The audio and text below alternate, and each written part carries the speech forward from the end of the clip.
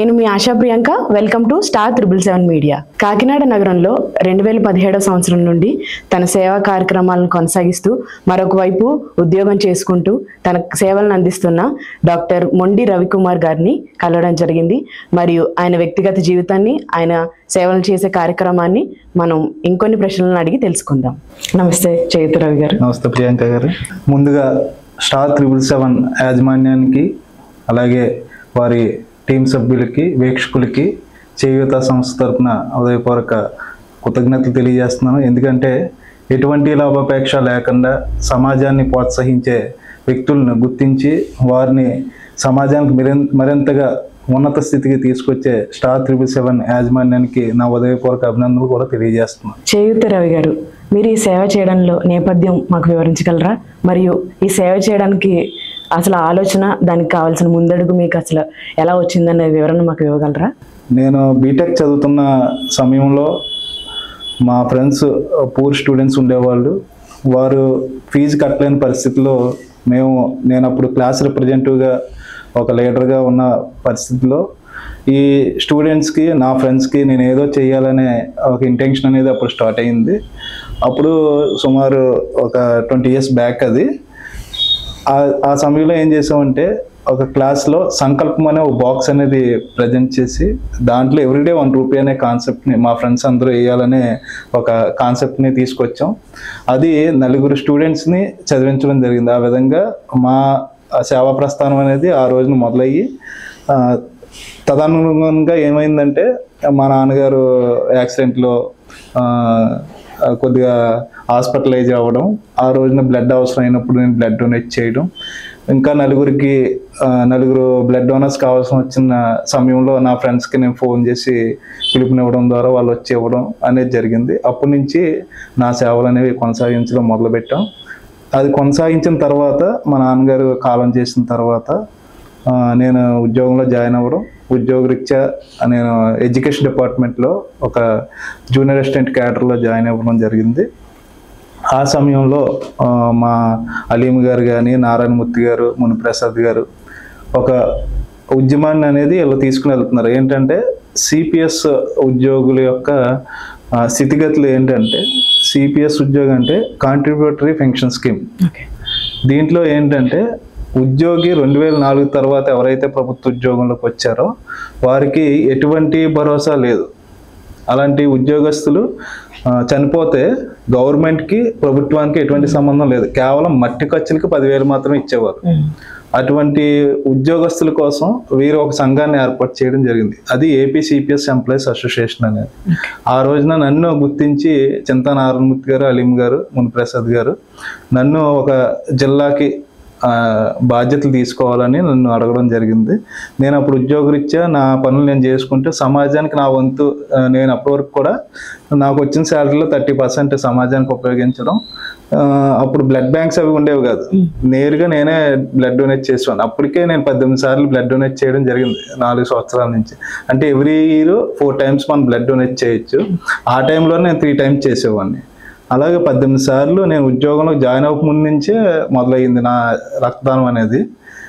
ఇది కంటిన్యూస్గా ఉద్యోగస్తుల కోసం. నాకు సాధారణంగా ఏంటంటే ఎవరైనా బాధల్లో ఉంటే వారి పక్కన నిలబడి భుజం మీద చేయడం అనేది నాకు అలవాటు.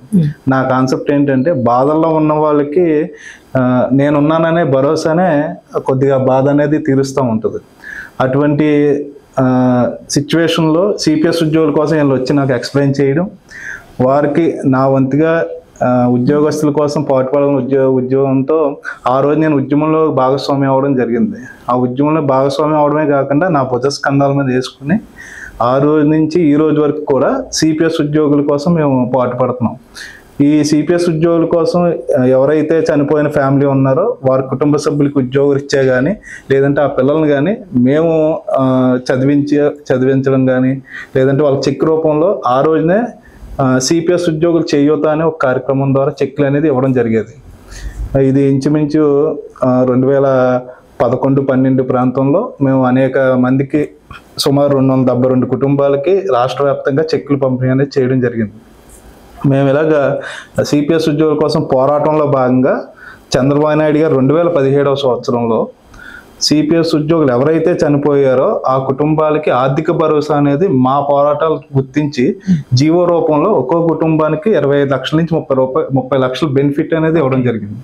ఇది మేము సాధించిన ఘనతని మేము సగర్వంగా చెప్తున్నాం. ఎందుకంటే ఆ రోజున మెక్లారన్ గ్రౌండ్లో కానీ ఆనంద్ భారతి గ్రౌండ్లో కానీ సుమారు 15,000 నుంచి 20,000 మంది ఉద్యోగులతో మేము ర్యాలీలు చేసి రాష్ట్రానికే ఒక దిక్సూచిగా తూర్పుగోదావరి ఉద్యమాన్ని నిలపడం జరిగింది.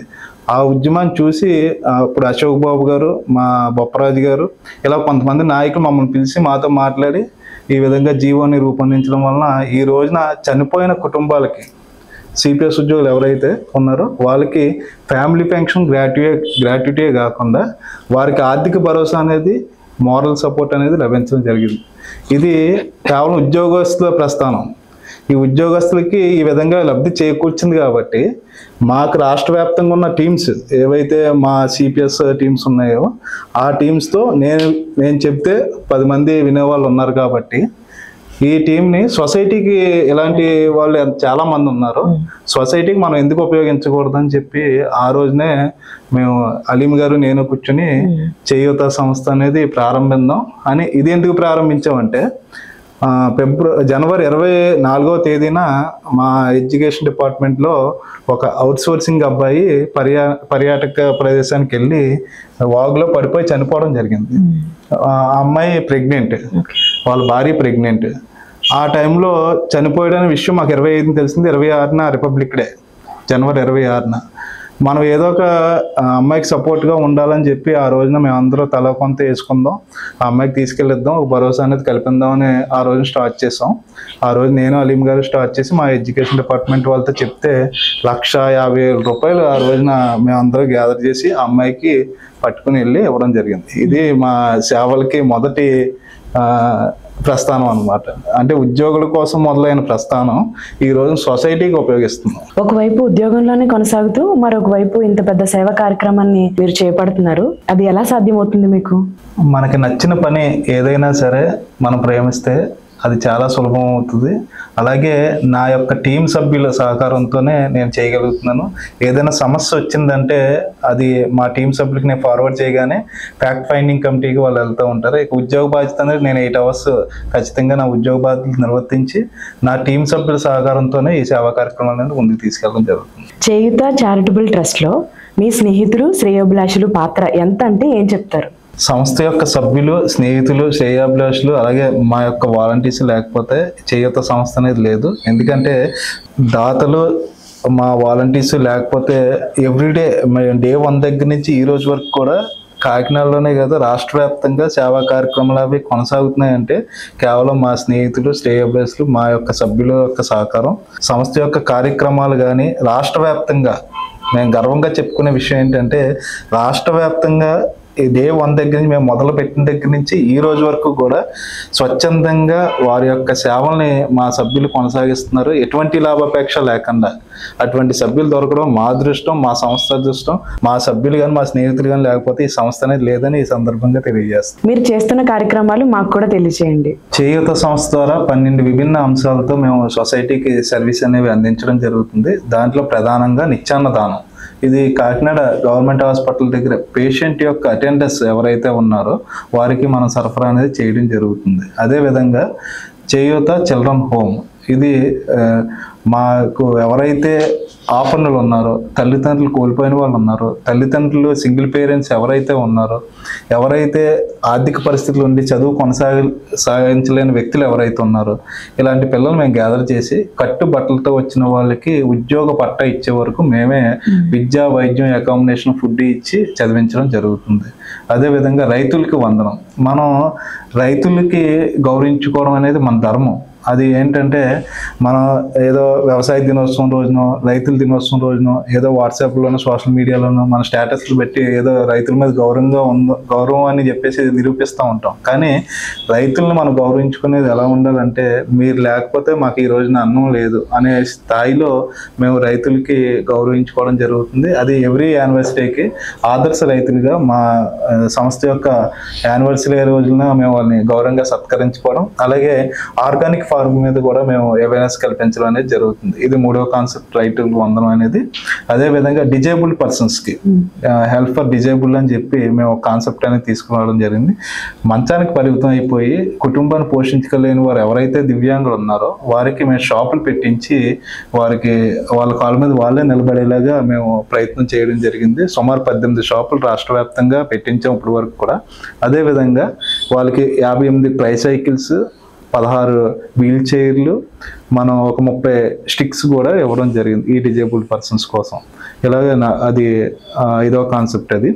అదేవిధంగా మన చిరుదీపం అనే చిరుదీపం అనే కార్యక్రమం ద్వారా స్లమ్ ఏరియాలో ఉన్న పిల్లలు ఎవరైతే ఉన్నారో బడ్డీ కొట్ల దగ్గరికి వెళ్ళడం, స్కూల్కి వెళ్ళకపోవడం, అలాగే తల్లిదండ్రులు కూలీ పనులకి వెళ్ళిపోతే వీళ్ళు ఎక్కడికి తిరుగుతున్న చిన్నపిల్లలు ఉండడం, ఇలాంటి వాళ్ళు మేము గ్యాదర్ చేసి సండే వచ్చిందంటే వాళ్ళ మధ్యలోకి మేము వెళ్ళి వాళ్ళ యొక్క స్మైల్స్ని క్రియేట్ చేసి వారి యొక్క పుట్టినరోజులు మేము రాసుకుని వాళ్ళ దగ్గరికి వెళ్ళి వాళ్ళకి రుచికరమైన భోజనాలు పెట్టి వారు మనం ఏం చెప్తే చేసే విధంగా వాళ్ళకి అవేర్నెస్ కల్పించి, అలాగే పేరెంట్స్కి అవేర్నెస్ కల్పించి మనం వాళ్ళ స్కూల్కి వెళ్ళే విధంగా మనం ప్లాన్ చేస్తూ ఉంటాం. అలాగే అదే కార్యక్రమంలో మన రాష్ట్ర వ్యాప్తంగా కాకుండా జిల్లాలో మనం ఒక 700 మంది HIV పిల్లలు అనేవాళ్ళు ఉన్నారు.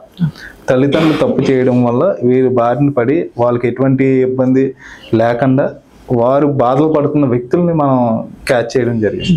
అలాంటి 700 మంది పిల్లలు మనం ఎవ్రీ మంత్ కూడా ఒక 110 మందికి న్యూట్రిషన్ ఫుడ్ ఇచ్చి వాళ్ళతో మన భోజనం చేసి మీకు మేము ఉన్నామనే స్మైల్ వాళ్ళ మోములో చిరునవ్వు కల్పించే విధంగా, అంటే వాళ్ళకి ఏంటంటే వాళ్ళ ఒక లైఫ్ స్పాన్ పెంచాలంటే వాళ్ళకి ఎంటర్టైన్మెంట్ లేదా మనం వాళ్ళకు ఉన్నామనే భరోసా అనేది కల్పించాలి.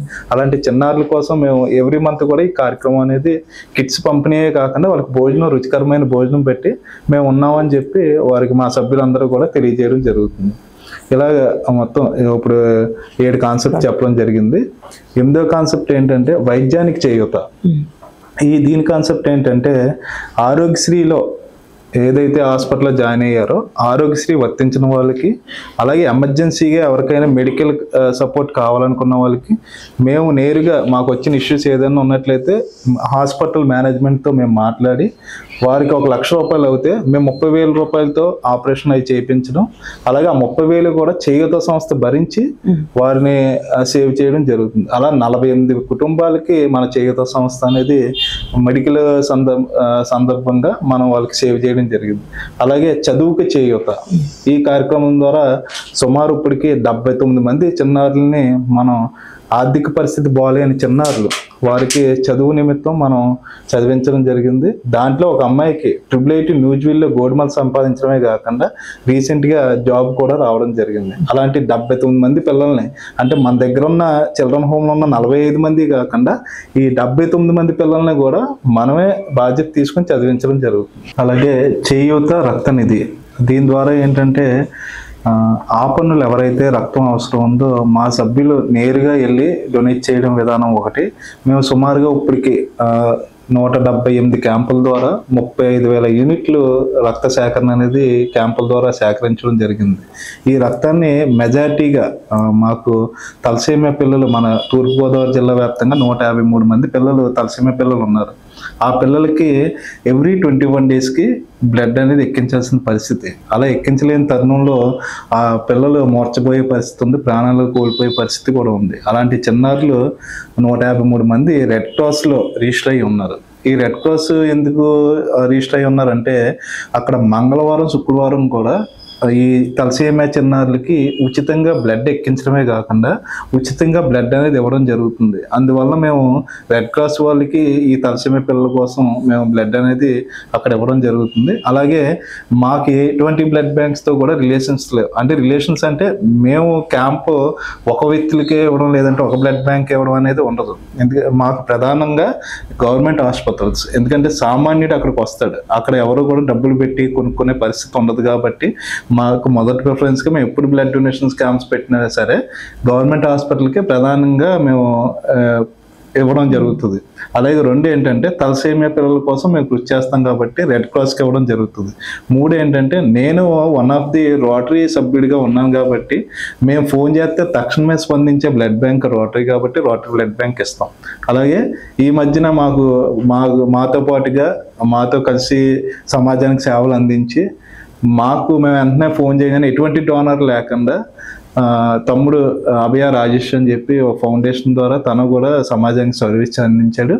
బ్లడ్ బ్యాంక్ పెట్టుకున్నాడు అభయ ఫౌండేషన్ అని. అభయ ఫౌండేషన్ కూడా మాతో కలిసి వర్క్ చేస్తుంది కాబట్టి కొన్ని సందర్భాల్లో పూర్ పేషెంట్లు ఎవరిని పంపించినా సరే తను డబ్బులు తీసుకోకుండా ఉచితంగా ఇస్తాడు కాబట్టి తనకు మేము కూడా సపోర్ట్ చేయడం జరుగుతుంది. అంటే ఇక్కడ ఈ 4 బ్లడ్ బ్యాంక్స్ కాకుండా రాజమండ్రిలో మాకు సంజీవిని బ్లడ్ బ్యాంక్స్, అలాగే అమలాపురంలో బుద్ధ బ్లడ్ బ్యాంక్, తణుకులో సంజీవిని బ్లడ్ బ్యాంక్స్, వైజాగ్లో సిద్ధార్థ బ్లడ్ బ్యాంక్, ఇలాగ మొత్తం మాకు 10 బ్లడ్ బ్యాంక్స్తో రిలేషన్స్ ఉన్నాయి. తునిలో అమ్మ blood bank, mother blood bank ఉన్నాయి. ఇలాగా అన్ని బ్లడ్ బ్యాంక్స్తో కూడా మేము రిలేషన్స్ అనేవి కొనసాగించడం జరుగుతుంది. ఏ ఒక్క బ్లడ్ బ్యాంక్స్తోనే మాకు ఎటువంటి లాభం ఆశించి మేము చేయట్లేదు. ఎక్కడ నీడ్ ఉందంటే అక్కడ మా వాళ్ళు పరిగెట్టి బ్లడ్ డొనేట్ చేయడం అనేది జరుగుతూ ఉంటుంది. ఇలా 35,000 యూనిట్లు బ్లడ్ డొనేషన్ ద్వారా సేకరించడం జరిగింది. అదేవిధంగా పర్యావరణ పరిరక్షణ, మొక్కలు నాటండి అని చెప్పి ఒక కార్యక్రమం మా చేయూత సంస్థ ద్వారా చేపట్టడం జరుగుతుంది. సుమారు ఇప్పటికే 15,000 పైచీల పైనే మేము మొక్కలు నాటించడం, పర్యావరణం పరిరక్షించండి అని అవేర్నెస్ ప్రోగ్రామ్స్ పెట్టడం.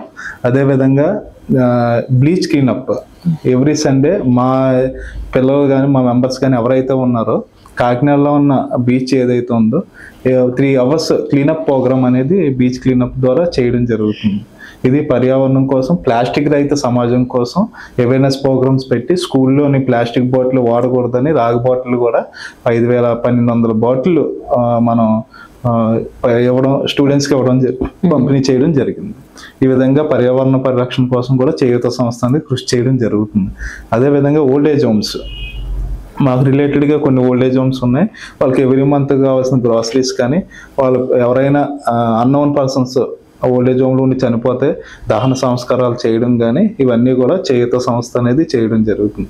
ఆర్గాన్ డొనేషన్స్, ఈ ఆర్గాన్ డొనేషన్ ఏంటంటే మనం చనిపోయినా సరే మన ఆర్గాన్స్ ద్వారా 10 మందిని బతికించవచ్చు అనే కార్యక్రమం ఈ చేయూత సంస్థ ద్వారా చేయడం జరుగుతుంది. దీంట్లో 18 మంది చనిపోయిన తర్వాత వాళ్ళ కళ్ళ దానాలు మనం తీసుకుని అవసరమైన వాళ్ళకి ఇవ్వడం జరిగింది. అదేవిధంగా బ్రెయిన్ డెడ్ అయిన 2 వ్యక్తులు మన అన్ఫార్చునేట్లీ చేయూత సంస్థలోనే ఒక సభ్యురాలు యాక్సిడెంట్లో చనిపోతే ఆ జీజీహెచ్లో ఉమామహేశ్వరి గారు అని ఒక ఆమె చేస్తూ యాక్సిడెంట్లో బ్రెయిన్ డెడ్ అయిపోతే ట్రస్ట్ హాస్పిటల్లో వాళ్ళ కుటుంబ సభ్యుల యొక్క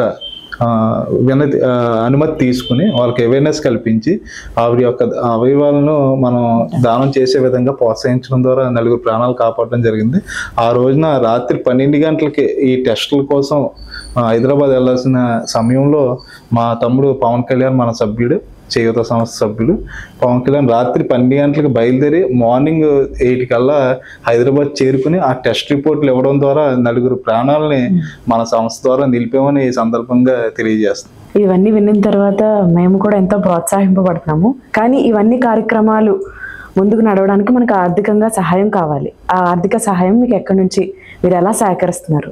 ఆర్థిక పరిస్థితి అనేది చెప్పాలంటే మాకు నిజంగా బ్యాక్ బోన్లో నిలబడింది ఈ అన్నదానానికి లక్ష్మీరాజ్యం గారు, శేషారెడ్డి గారు దంపతులు.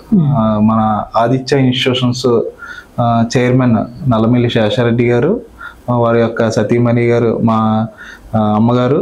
ఎందుకంటున్నాం అంటే కాకినాడలో ఎటువంటి లాభాపేక్ష లేకుండా, ఎటువంటిది పబ్లిసిటీ ఆశించకుండా, డబ్బులు అనేవి పక్కన పెడితే రోజు వాళ్ళ యొక్క క్యాంటీన్లో కుక్ చేసిన ఫుడ్ మనకి మన చేయూత ఆర్గనైజేషన్కి ఇచ్చి 300 మందికి తరచు ఈ రోజున సుమారు 1220 రోజులు అవుతుందంటే 1220 రోజులుగా ఎక్కడ ఆపకుండా మరి 300 మందికి ఇవ్వడం అనేది మామూలు విషయం కాదు. గతంలో డొక్కా సీతమ్మ గారి పేరు చెప్పుకునే వాళ్ళు, మా కాకినాడ డొక్కా సీతమ్మ గారు, లక్ష్మీరాజ్యం గారు అనే విధంగా మా సంస్థ మేము మేడం గారికి బిరుదు ఇవ్వడం జరిగింది. ఆర్థిక పరిస్థితి అనేది ఈ కుక్ చేసి పంపించడం వల్ల మాకు ఎటువంటి ఆర్థిక పరిస్థితి దానికి ఖర్చు పెట్టాల్సిన అవసరం ఉండదు. 300 మందికి రోజు వెళ్ళిపోతూ ఉంటుంది. దానికి సంబంధించి 25 lakhs కార్పస్ ఫండ్ అనేది శేషారెడ్డి గారు మా ఆర్గనైజేషన్కి ఇవ్వడం జరిగింది.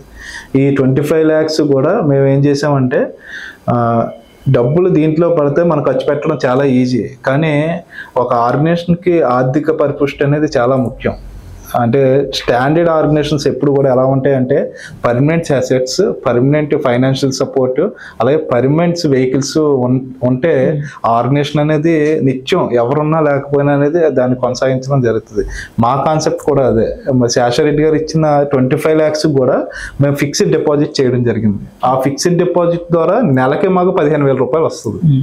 దానికి ఇంట్రెస్ట్, ఆ ఇంట్రెస్ట్ వచ్చిన డబ్బులతో మేము జీజీహెచ్ దగ్గర ఉన్న లైన్లో ఉన్న వాళ్ళకి ప్లేట్లు, అలాగే మా వెహికల్ వెళ్ళి తీసుకొచ్చిన దానికి పెట్రోల్ ఖర్చులకి ఆ డబ్బులు అనేది తీసి మేము ఖర్చు పెట్టడం జరుగుతుంది. ఇది నిత్యాన్నదానానికి సంబంధించింది. మాకు ఎక్కువగా ఖర్చు అయ్యేది అన్నదానానికి, చిల్డ్రన్ హోమ్కి ఖర్చు అవుతుంది. ఈ చిల్డ్రన్ హోమ్ మేము ఏ విధంగా రన్ చేస్తున్నామంటే, మాకు రోటరీ గోల్డెన్ జూబ్లీ వాళ్ళు మేము చేసిన సర్వీస్ని గుర్తించి, నేను వన్ ఆఫ్ ది రొటేరియన్ అంటే రోటరీ సభ్యుడిగా ఉన్నాను కాబట్టి నా సేవలను గుర్తించి వాళ్ళు మేము గంగరాజ్ నగర్లో చిల్డ్రన్ హోమ్ అనేది ఒక 5 years నుంచి రన్ చేస్తున్నాం.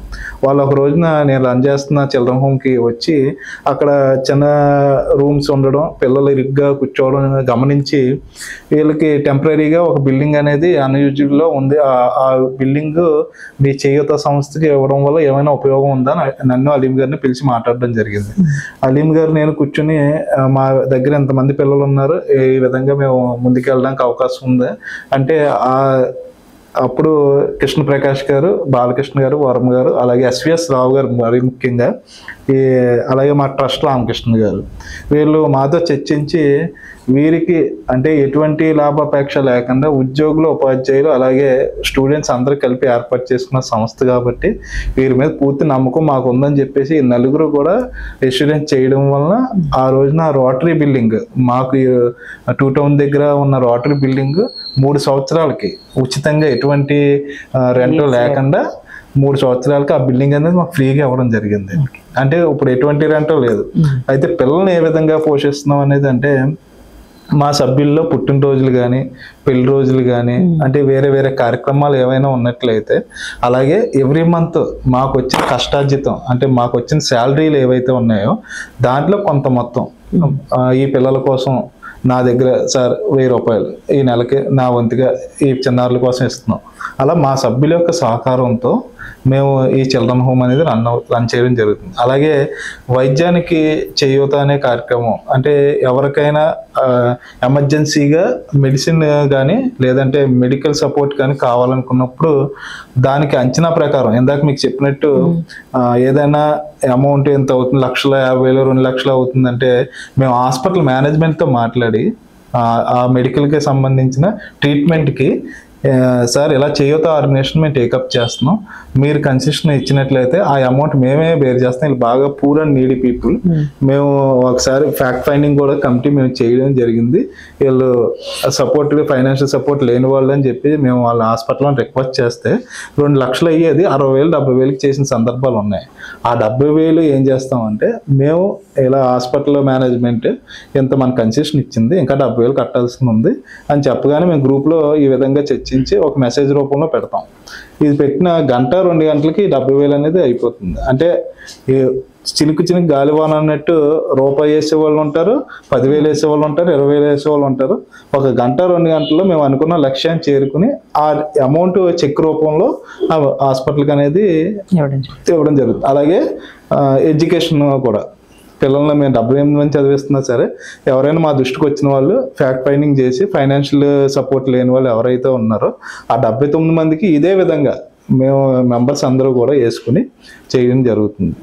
రవి గారు, మీరు చెప్పారు 12 కార్యక్రమాలు చేపడుతున్నారని. 12 కార్యక్రమాల్లో ముఖ్యమైనది ఒక అంశం నాకు ఒక ప్రశ్నగా అడగాలని ఉంది. పిల్లలకి థాలసీమియా పిల్లలకి మీరు రక్తదానం చేస్తున్నారు. దానికి ఎందుకు అంత ప్రత్యేకంగా రక్తదానం చేయాలని మీకు అనిపించింది? మంచి ఆలోచనతో అడిగారు ప్రియాంక గారు. యువకులు అందరూ కూడా తెలుసుకోవాల్సిన అంశం కూడా ఇది. థాలసీమియా పిల్లలకి ఎందుకు రక్తదానం చేయాలంటే, ఇప్పుడు మనం రక్తదానం చేసేది 32 రోజులు మాత్రమే ఉంటుంది.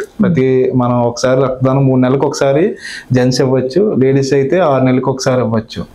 3 నెలలకు ఒకసారి ఇచ్చిన రక్తదానం థాలసీమియా పిల్లలకి ఇస్తే ఎందుకు ప్రయోజనం అనేది తెలియజేస్తున్నాను. ఎందుకంటే ఇప్పుడు ఒక పిల్లవాడికి పుట్టిన దగ్గర నుంచి తన జీవితాంతం బతికున్నంత కాలం 21 రోజులకి ఒకసారి రక్తం ఎక్కించుకోవాల్సిన పరిస్థితి. మనం 5 నిమిషాలు సూది గుచ్చుకోవడానికి ఎంతో బాధపడుతూ ఉంటాం. అలాంటిది పుట్టిన దగ్గర నుంచి 21 డేస్కి ఆ సూది గుచ్చుకునే చిన్నపిల్లవాడి బాధ ఎంత అనేది మనం అర్థం చేసుకోవచ్చు. అలాగే రక్తదాతల కోసం వాళ్ళ తల్లిదండ్రులు పడే ఆవేదన, అంటే 21 డేస్కి ఒకసారి ఎవరో ఒకరు డొనేట్ చేయకపోతారా, నా పిల్లోడు బతికేలాగా నేను ప్రయత్నం చేయాలని మాకు ఎన్నో ఫోన్ కాల్స్. మేము దానికోసం ప్రత్యేకమైన వెబ్సైట్ కూడా పెట్టడం జరిగింది. థాలసీమియా పిల్లలు ఎవరన్నా ఉన్నట్లయితే చేయూత.info-లోకి వెళ్ళి వారి యొక్క రెడ్ క్రాస్లో ఒక రిజిస్ట్రేషన్ కార్డు ఒకటి ఇస్తారు. దాన్ని మన చేయూత వెబ్సైట్లో అప్లోడ్ చేస్తే మన రక్తదాతలు దానికి అనుసంధానంగా ఉండి వారికి 21 డేస్కి, ఇప్పుడు నేను 3 మంత్స్కి ఒకసారి ఇస్తాను, అంటే ఎవ్రీ 21 డేస్కి ఆ పిల్లవాడికి ఇవ్వాలి. కాబట్టి సంవత్సరానికి 18 మంది రక్తదాతలు కావాలి ఒక పిల్లవాడికి. అలాంటిది 18 మంది రక్తదాతలని మనం ముందుగానే సేకరించి గ్రూపుల వారీగా, ఏ గ్రూపుల వారీగా ఆ గ్రూపుల వారీగా మన సంస్థ సభ్యులు కొంతమంది ఇవ్వడం, అలా క్యాంప్స్ ద్వారా, మనం పెట్టే క్యాంప్స్ ద్వారా ఇవ్వడం జరుగుతుంది. ఇది నిజంగా వైడి రామారావు గారికి హ్యాట్సాప్ చెప్పాలండి. ఎందుకంటే కాకినాడలో 2017వ సంవత్సరంలో, దాని ముందు కానీ, ఈ థాలసీమియా పిల్లల కోసం ప్రత్యేకమైన ఒక సెల్ అనేది పెట్టడం జరిగింది రెడ్ క్రాస్లో. ఇది ఇక్కడ ఈ సెల్ యొక్క యూజ్ ఏంటంటే, ఈ రెడ్ క్రాస్లో రిజిస్టర్ అయిన ప్రతి థాలసీమియా చైల్డ్కి కూడా వారు ఉచితంగా బ్లడ్ ఇవ్వడమే కాకుండా మంగళవారం, శుక్రవారం ఉచితంగా బ్లడ్ ఎక్కించే ప్రక్రియ కూడా చేస్తున్నారు.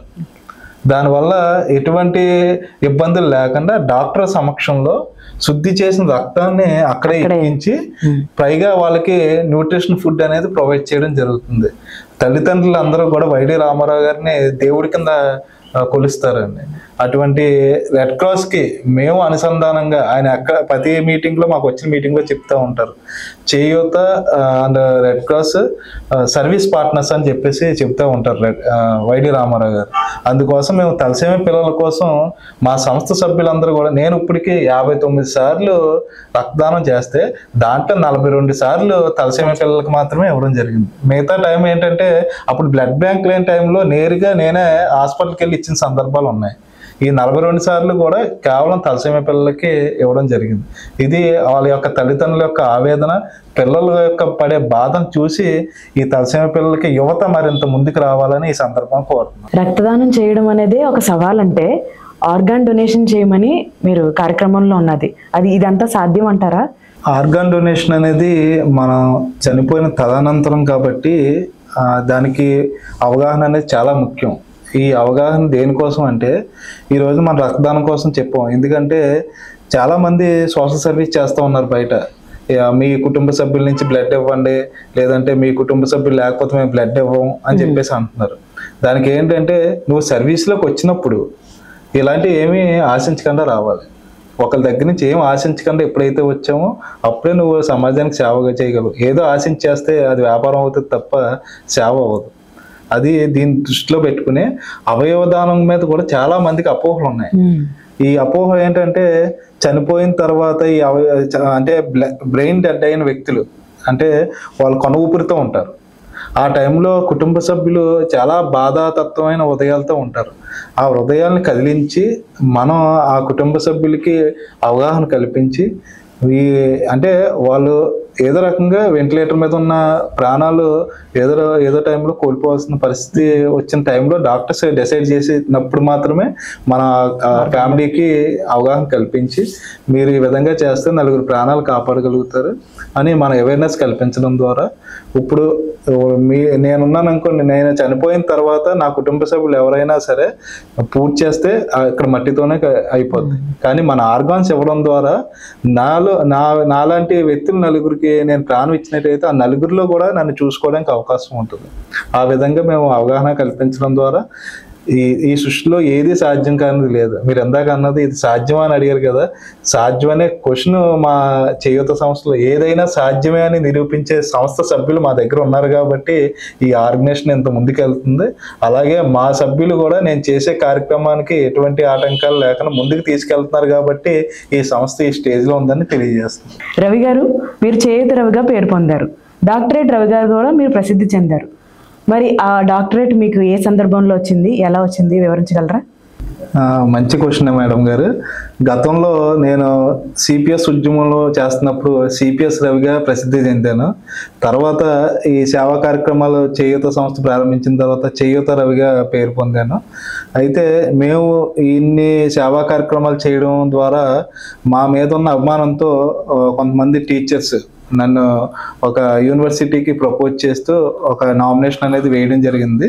నామినేషన్ వేసిన తర్వాత వారు వీడియో కాల్లో నాతో మాట్లాడి నన్ను డాక్టరేట్కి ప్రపోజ్ చేయడం, అది నాకు ఇష్టం లేకపోయినా సరే ఒక పెద్ద ఆయన మాకు చెప్పడం ద్వారా ఇది సంస్థకి గుర్తింపుగా భావించాలని చెప్పడంతో నాకు వచ్చినట్టు కాకుండా నా సంస్థకి డాక్టరేట్ వచ్చిందని భావించి ఆ రోజున వేదిక్ యూనివర్సిటీ వారు ఇచ్చే డాక్టరేట్ నేను యాక్సెప్ట్ చేసి హోసూర్లో తమిళనాడుకి చెందిన హోసూర్లో ఈ డాక్టరేట్ ప్రదానం అనేది చేయడం జరిగింది. ఇది కేవలం ఇది నా టీంకి వచ్చిన డాక్టరేట్గా నేను భావిస్తున్నాను తప్ప ఈ రోజు నా చేయూత రవిగానే నాకు మంచి ఏంటంటే మనకు సెల్ఫ్ సాటిస్ఫాక్షన్ అనేది ఇంపార్టెంట్. మనం చేసే సర్వీసెస్ మనల్ని మరింత ముందుకు తీసుకెళ్తాయి కాబట్టి డాక్టర్ రవిగానే కాకుండా చేయూత రవిగానే నాకు ఆనందంగా ఇచ్చింది. కాబట్టి ఈ డాక్టరేట్ అనేది నా సభ్యులందరూ కోరుకున్న గుర్తింపు కాబట్టి దీన్ని నేను స్వీకరించడం జరిగిందని ఈ సందర్భంగా తెలియజేస్తాను. కోవిడ్ సమయంలో కూడా అందరూ ఇంట్లోనే ఉంటున్నాము, కానీ మీరు చాలా సేవలు చేశారని విన్నాం మేము.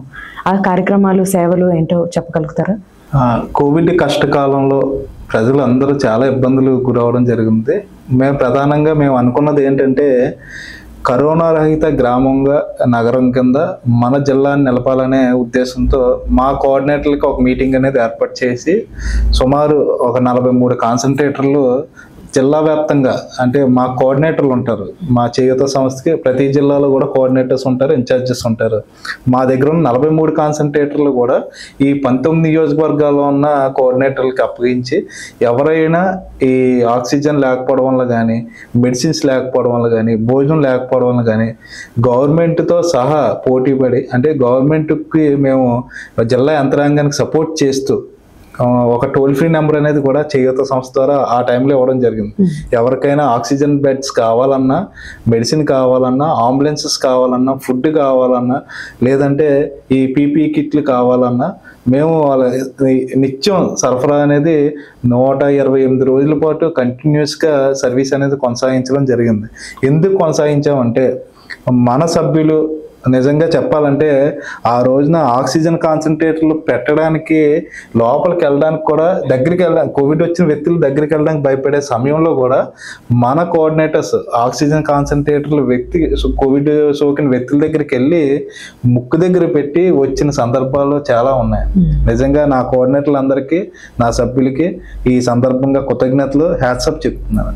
ఎందుకంటే చాలా మంది కోవిడ్ అయిన తర్వాత సర్వీస్ చేద్దాంలే, మనం బతుకుంటే చూద్దాంలే అనుకునే సందర్భంలో వాళ్ళు నిజంగా ప్రాణ త్యాగం చేసి ఎదుటి వ్యక్తి ప్రాణాల కోసం వెళ్ళడం అనేది నిజంగా సాహసోపేతం అన్నమాట. మీరు చూసుకున్నట్లయితే అప్పుడు చేసిన సర్వీసే ఈ రోజున మీరు వాట్సాప్లో రీసెంట్గా వచ్చిన ఫ్యూచర్స్ ఏఐలో చేయూత చారిటబుల్ సొసైటీ 517 అని కొట్టగానే టాప్ 10లో 4వ ప్లేసు మా చేయూత ఆర్గనైజేషన్. అలాగే ప్రకృతి వైపరీత్యాల్లో తక్షణం స్పందించే సంస్థ చేయూత సంస్థని రావడం జరుగుతుంది. నేను మొన్న చెక్ చేశాను.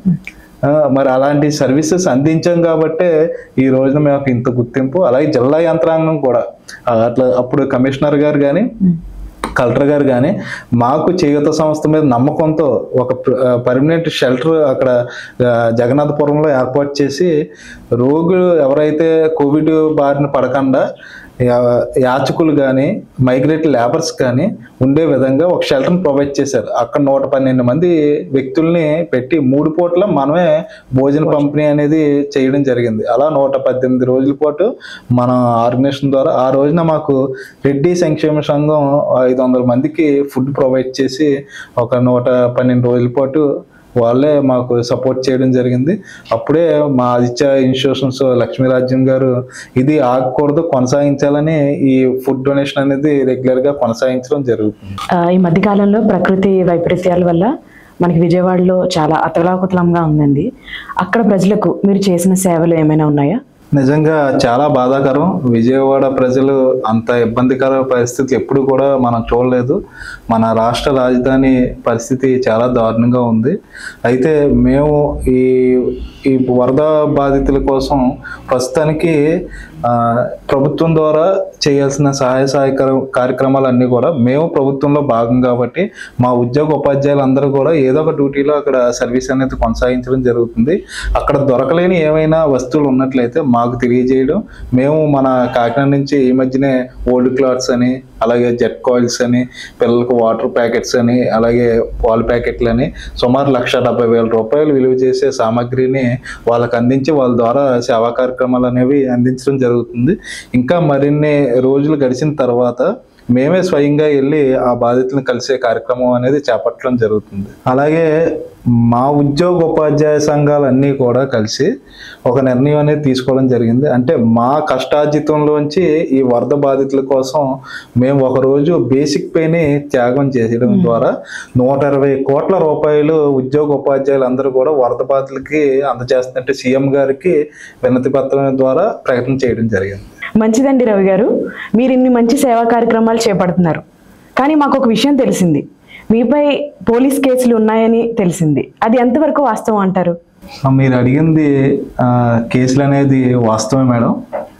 ఎందుకంటే నేను ఒక సమాజ సేవకుడిగానే కాకుండా ఉద్యోగ ఉపాధ్యాయ నాయకుడిగా, ఒక రాష్ట్ర నాయకుడిగా ఉన్న సమయంలో మేము మా యొక్క ఉద్యోగుల యొక్క హక్కుల కోసం పోరాటం అనేది చేస్తున్న సందర్భంలో మా పైన అప్పటి ముఖ్యమంత్రి వైఎస్ జగన్మోహన్ రెడ్డి గారు నా మీద, అలాగే మా సెక్రటరీ అలీం గారి మీద కూడా కేసులు అనేవి పెట్టడం జరిగింది. ఇది ఎందుకు పెట్టారనేది మేము ఇందాక ఫస్ట్లో చెప్పినట్టు సిపిఎస్ ఉద్యోగుల కోసం పోరాటం కొనసాగిస్తూనే ఉన్నాం.